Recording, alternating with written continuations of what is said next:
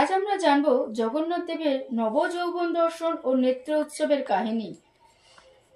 জগন্নাথ দেবের নবযৌবন বেশ এবং এর পেছনে অলৌকিক কাহিনী মূলত তার অসুস্থতা ও সুস্থতা হয়ে ওঠার এক মানবিক লীলা।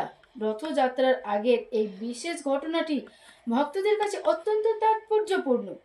জ্যৈষ্ঠ মাসে পূর্ণিমা তিথিতে সানযাত্রার 108 কলস জল দিয়ে স্নান করার ফলে জগন্নাথ দেব, বলভদ্র ও বোন সুভদ্রার প্রবল জ্বর আসে।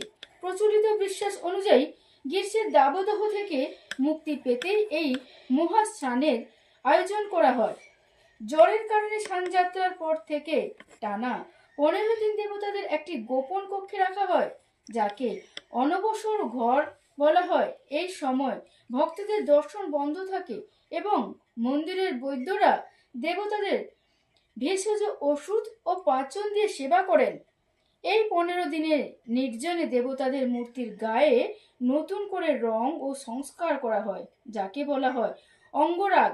দীর্ঘ বিশ্রামের পর যখন দেবতারা পুরোপুরি সুস্থ হয়ে ওঠেন, তখন তাদের শ্রীমুখ উজ্জ্বল ও সতেজ দেখায়।